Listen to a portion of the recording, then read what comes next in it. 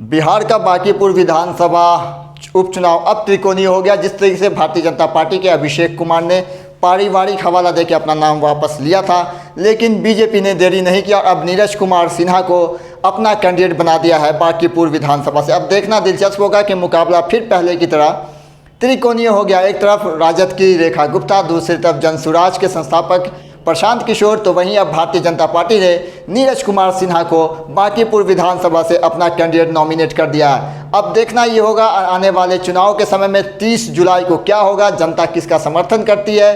क्या भारतीय जनता पार्टी फिर से बांकीपुर विधानसभा चुनाव जीतेगी या फिर प्रशांत किशोर लगा जाएंगे सेंध, या फिर राजद करेगी बांकीपुर विधानसभा में वापसी। लेकिन जिस तरह से प्रशांत किशोर जी तोड़ मेहनत कर रहे हैं, लगा हर दिन उनकी रैलियां बांकीपुर विधानसभा के अलग अलग क्षेत्रों में हो रही है। जिस तरीके से जनता का भीड़ प्रशांत किशोर को सुनने के लिए जमा हो रहा है, क्या वो भीड़ वोट में तब्दील होगी? क्या प्रशांत किशोर को बांकीपुर विधानसभा के लोग जिता करके बिहार विधानसभा भेजेंगे? और जिस तरीके से प्रशांत किशोर के आने के बाद बांकीपुर विधानसभा का माहौल अलग हो गया, अलग गरमा गया और राजनीति भी ज़्यादा तेज़ हो गई।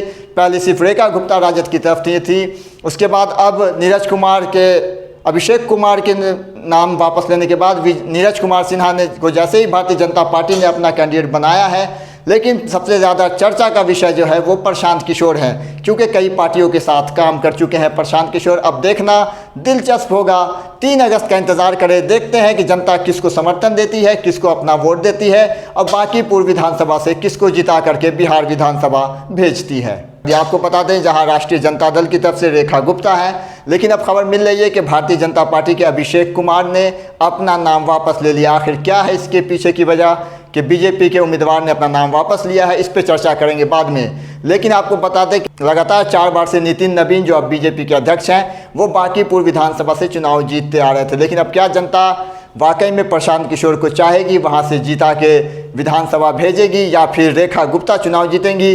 अगर अभिषेक कुमार जो भारतीय जनता पार्टी की तरफ से उम्मीदवार थे, अगर वो वाकई में नाम वापस ले लिए हैं और बांकीपुर विधानसभा के उपचुनाव में मैदान में नहीं होते हैं, तो सीधा देखा जाए तो मुकाबला राष्ट्रीय जनता दल की रेखा गुप्ता बनाम जनसुराज के संस्थापक प्रशांत किशोर के बीच होगा। प्रशांत किशोर ने कल एक रैली को सभा को संबोधित करते हुए उन्होंने साफ कहा कि आप यहां से हमें जिता के भेजिए, मैं बिहार के 241 विधायकों के नकेल कस दूंगा अगर प्रशांत किशोर ने ऐसा कहा, अगर वो चुनाव जीत के जाते हैं तो। अब देखने वाली बात यह होगी कि 30 तारीख को जब चुनाव होता है तो जनता किसके समर्थन में वोट करती है। अगर भारतीय जनता पार्टी के उम्मीदवार कोई वहां से नहीं होता है तो देख लें, सीधा मुकाबला राजद बनाम जनसुराज के बीच होगा। आखिर क्या है इसके पीछे की वजह कि भारतीय जनता पार्टी के उम्मीदवार को अपना नाम वापस लेना पड़ा? कितनी हकीकत है, इस पर भी चर्चा होगी। मैं सीएम अजीम, आप देख रहे हैं खबरों की चाय। अब देख लें तो बांकीपुर विधानसभा जो बिहार का एकमात्र सीट बचा हुआ था, जहां से नितिन नवीन चुनाव जीत करके आए थे, उनके इस्तीफे के बाद वो सीट खाली हुई। उसके बाद उसकी घोषणा हुई 30 जुलाई को वहां चुनाव होना है और 3 अगस्त को मतगणना होगा। लेकिन मुकाबला बहुत दिलचस्प हो गया है, क्योंकि प्रशांत किशोर ने जी जान लगा दिया। इससे पहले बहुत सारी चर्चे हुई थी कि क्या जनसुराज वहां से अपने कैंडिडेट उतारेंगे, कौन से कैंडिडेट होंगे।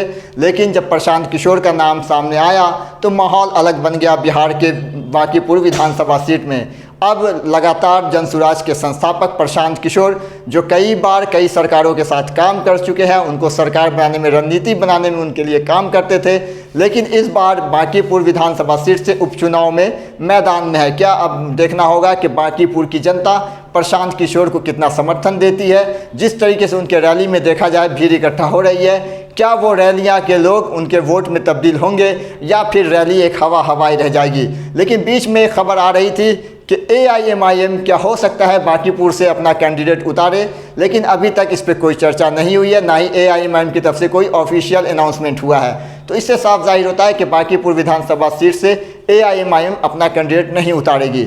लेकिन ऐसे में मुकाबला दिलचस्प होगा। अगर सिर्फ 2 कैंडिडेट होते हैं, राष्ट्रीय जनता दल के और जनसुराज के प्रशांत किशोर, तो सीधा मुकाबला होगा। अगर बीजेपी का कोई दूसरा कैंडिडेट अब वहां से अगर नॉमिनेशन फाइल नहीं करता है तो क्या प्रशांत किशोर के लिए ये बहुत बड़ी चुनौती होगी, क्योंकि वो 2025 के विधानसभा चुनाव में चुनाव लड़ने वाले थे, लेकिन आखिरी वक्त में उन्होंने मना किया और चुनाव नहीं लड़े। लेकिन अब उपचुनाव में क्या वजह बनी कि प्रशांत किशोर को बांकीपुर विधानसभा से उपचुनाव लड़ने के लिए उन्होंने ऐलान किया है। जनता का कितना समर्थन मिलता है, कितना वोट मिलता है, वो आने वाला वक्त बताएगा। लेकिन प्रशांत किशोर ने अभी से ही अपनी सभा को जो है शुरू कर दिया, लगातार रैलियां कर रहे हैं, लोगों से मिल रहे हैं, अपनी बातें जनता के सामने रख रहे हैं। जिस तरीके से बिहार विधानसभा चुनाव में प्रशांत किशोर लगातार बिहार के जो बेसिक मुद्दे हैं उस पर आवाज़ उठा रहे थे, लगातार उस पर काम करने की कोशिश कर रहे थे। और उन्होंने कहा था कि बिहार की सबसे बड़ी समस्या जो है पलायन है। अगर वो सरकार में आते हैं तो ज़रूर कोशिश करेंगे कि बिहार की जो सबसे बड़ी समस्या पलायन है उस पर अंकुश लगाया जाए, उस पर रोक लगाया जाए। अगर थोड़ी देर के लिए मान लेते हैं कि बांकीपुर विधानसभा से उपचुनाव जीत के प्रशांत किशोर जाते हैं तो एक अकेला प्रशांत किशोर क्या करेंगे विधानसभा में, कितनी आवाज़ें अपनी बुलंद के साथ उठाएंगे, किस किस मुद्दों पे बिहार के लिए सरकार के सामने अपनी बातें रखेंगे, ये आने वाला वक्त बताएगा। अगर प्रशांत किशोर बांकीपुर विधानसभा से चुनाव जीतकर जाते हैं, लेकिन प्रशांत किशोर की मेहनत लगातार जारी है। बांकीपुर के अंदर आए दिन उनकी सभा हो रही है और उन्होंने साफ कहा है कि अगर आप यहाँ से हमें जिता के भेजिए तो मैं बाकी विधायकों की नकेल कस दूंगा। कहीं ना कहीं प्रशांत किशोर के बातों में दम लगता है। उन्होंने जिस तरीके से बिहार विधानसभा चुनाव के समय भी बिहार के बहुत सारे मुद्दों पे आवाज़ उठाया था, बहुत सारे मुद्दों पे वो बात रख रहे थे।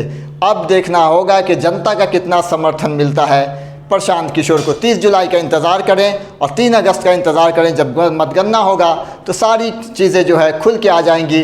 क्या जनता का समर्थन, जनता का वोट प्रशांत किशोर को मिला है या फिर वही होगा जिस तरीके से बिहार विधानसभा चुनाव में भी लोगों का समर्थन बहुत था। जब प्रशांत किशोर चुनावी रैली करते थे, रोड शो करते थे तो भीड़ बहुत इकट्ठा होती थी, लेकिन जब रिज़ल्ट आया बिहार विधानसभा का तो वो रोड पे जो भीड़ इकट्ठा थी, वो रैलियां में जो लोग जमे हुए थे, वो कहीं ना कहीं वोट में नहीं दिखा था। अब देखना होगा कि आने वाला वक्त प्रशांत किशोर को कितना समर्थन करता है। वो जो भीड़ अभी उनके रैलियों में इकट्ठा हो रही है वो वोट में कितना तब्दील होता है। बने रहें खबरों की चाय के साथ, मिलते हैं फिर अगले वीडियो में।